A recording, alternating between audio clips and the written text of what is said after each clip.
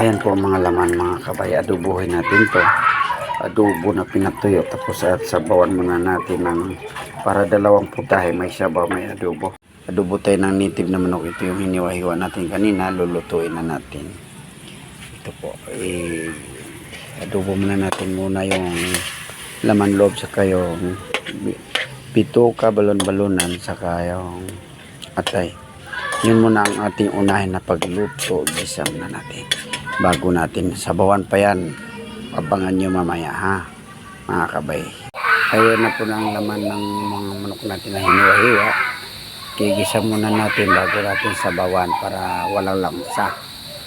Ayan po, dito po tayo ngayon sa bukid. Para makatingip na naman tayo ng mga native na manok. Ayan po ang lakas ng apoy natin. Kaya sarap magluto sa kahoy lang ang gato natin. Ayan na kumulo na mga kabay ang ating sinabawan na manok. Pagkatapos yan, ano na yung lasa ng manok. Tatanggalin na naman natin yan, ang laman, i-adobo naman natin siya pinatuyo. Para may, ayan na mga kabay, tinanggalan natin yung laman ng manok, yan sabaw.